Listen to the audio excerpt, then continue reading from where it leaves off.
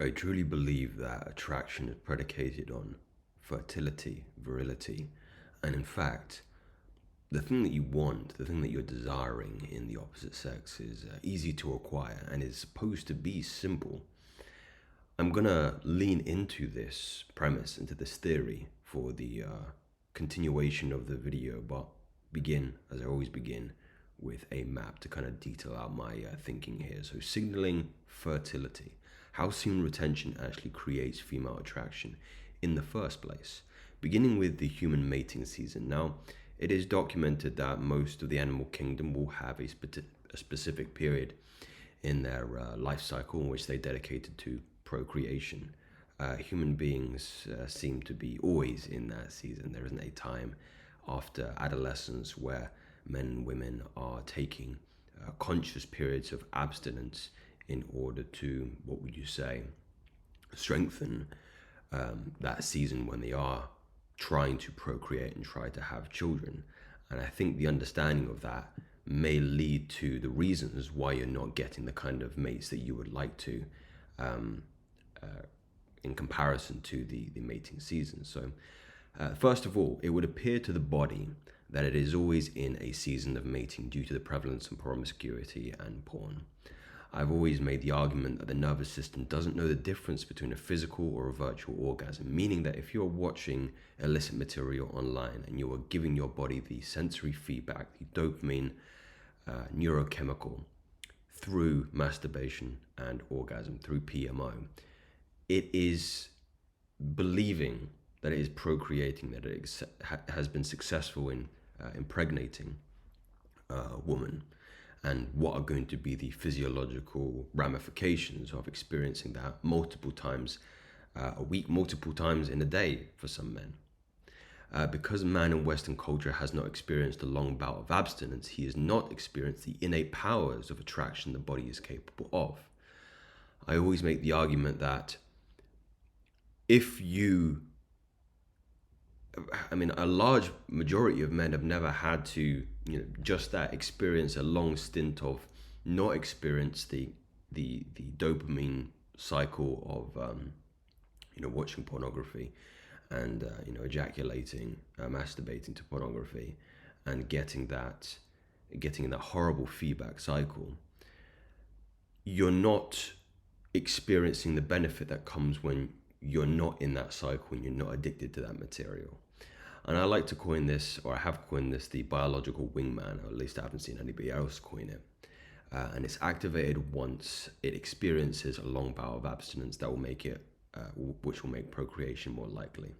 So what am I trying to convey here? I'm trying to convey that the body signals fertility when it realizes it is not procreating, when it's failing to ensure the future of the human race. Your flesh, your human body is very, very simple, right? It's primordial, it's primal, and it's the way it functions is predicated on basic physiological needs for survival, right? We believe that it is complex enough to be able to deal with some of the modern tropes that are out there, your social media, all these screens, all this technology, but it's not. It's very, very old. And if it is realizing that you are not experiencing, the dopamine hits of sexual arousal and the dopamine hits, meaning that you've successfully procreated, it's beginning to fear for the survival of the gene pool. Meaning it is going to help you. It is going to help you find a mate. It is going to help you procreate if you are signaling to the body that you are failing in this regard. So what I'm trying to convey here, and I hope I'm making myself clear, is abstinence, celibacy, semen retention is a conversation with your body saying that right now we are not procreating for whatever reasons, be it voluntary or involuntary, right? We are not procreating. We are being unsuccessful with women, right? The body won't have this. The same way fasting, if you fast for a long period of time, you're communicating to your body, we can't find food. We can't keep ourselves alive. We are going to need some help. So some physiological changes are going to happen inside the body in order for you to meet the needs, the basic needs of survival. So let's talk about the effects abstinence has on the male physiology. There's a Chinese study in 2007 that illustrates the following. So this is published in the Journal of the Beijing University on Traditional Chinese Medicine in 2007. The study included 28 healthy young men aged between 20 and 40 abstaining from ejaculation for 2 weeks, which significantly increased testosterone levels in men by an average of 45.7 nanograms per deciliter.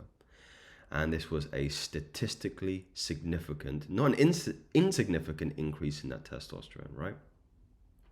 There was another study in another university, don't ask me how to pronounce that, in 2013, which included 10 healthy young men aged between 20 and 40, and also increased their testosterone significantly in 21 days to 147 nanograms per deciliter.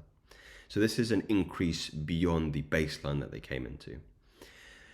I'm sure you've heard the very probably overquoted study now about how on the 7th day testosterone rises between, I think it's between 120 to 150%. That is a tangible result. That's a consequence of retaining your sexual fluids. It does drop afterwards. That's what a lot of people who, let's say, poo-poo the semen retention theory will say.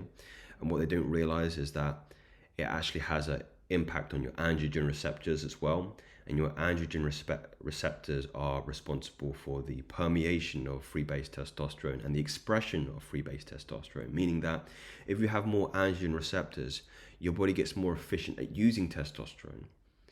Even if the levels return to normal, your capacity for expressing testosterone becomes better. So the tangible effects of testosterone, what does that mean? I mean, of course, we talk about the cliche and trite masculine characteristics which make procreation more likely. You know, the physiological changes between, you know, the heightened, the greater depth in voice, the bigger muscles, the fuller beard, whatever the case may be, is of course going to make you more attractive to women. And this is, again, all a response to you being abstinent or celibate. Temperamental changes, these ones are most significant. More likely to take part in risky behavior. Well, what will that mean in terms of your likelihood to go and attract a woman? Well, you're going to take more risks. You're going to go approach women that perhaps you would have had some anxiety or negative emotion towards previously. You also find pleasure in risk-taking behavior, meaning you're not going to be anxious when you walk up to that woman in the bar or you're in the coffee shop. You actually find it quite exhilarating. And you're going to relish in contextual competition, meaning you'll find the whole context of dating and cold approach much more pleasurable. And I suppose that kind of ties into the second point here. Less prone to negative emotion, as I alluded to previously, means you'll have a reduced recovery time if you experienced a loss or a rejection when you go and do that cold approach. So these two, I really believe, are substantial, significant changes in your respects to, I want to say, closing more women. If you've ever done cold email approach, or if you've ever done cold door-to-door sales, you recognize that your success is predicated on how many doors that you knock on, right? A lot of you guys are probably not approaching women, okay? I get it. It can be daunting to go up to, a woman in your gym or a woman in the street and actually introduce yourself and try and spark up some kind of romantic situation. But what I'm saying is that your odds go up 100%, 200%, 300% the more women that you do approach. When I was doing door-to-door sale, I recognized that it was just about finding the right person, the right door to knock on.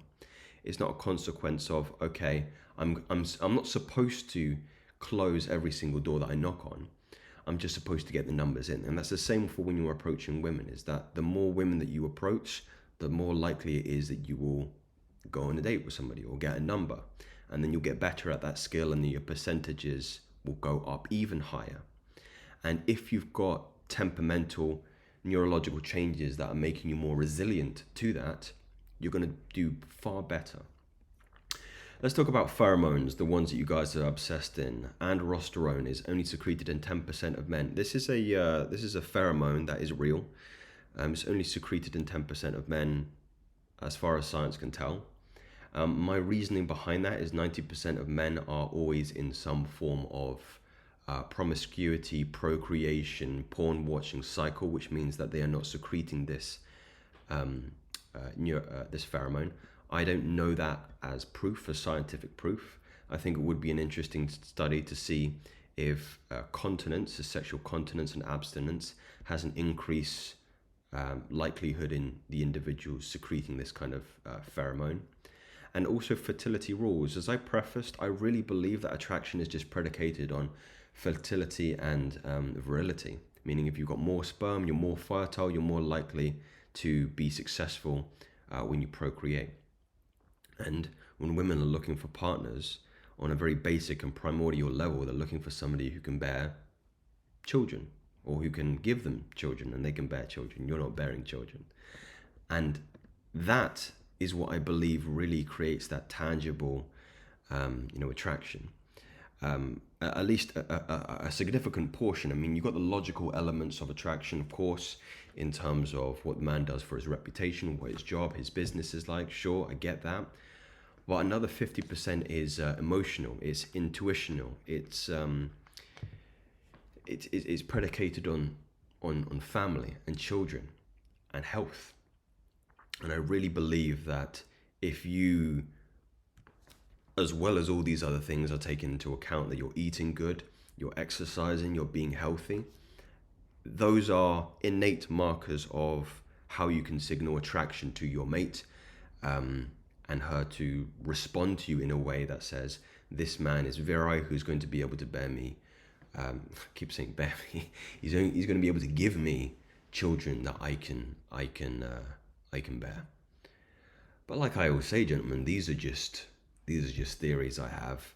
There are some anecdotal evidence that suggests that I'm correct. A lot of you are experiencing this. I have experienced this, and that is what my intuition tells me.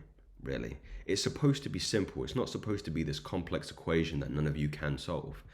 But unfortunately, with the prevalence of some of the illicit material out there on Instagram, on TikTok, on YouTube, on family friendly platforms, it's very difficult to go through a day when you're not sexually provoked, I guess you could say.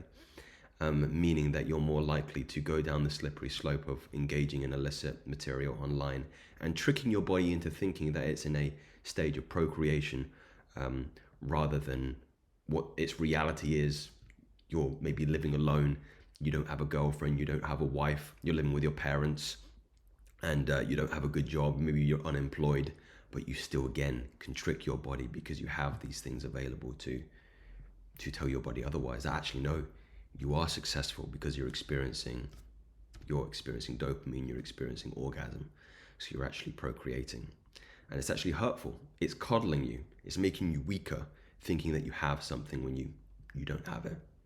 Just something to meditate on, gentlemen. But like I say, these are just theories. Take what is valuable, discard which is not, and I will bring you something else very fascinating very soon.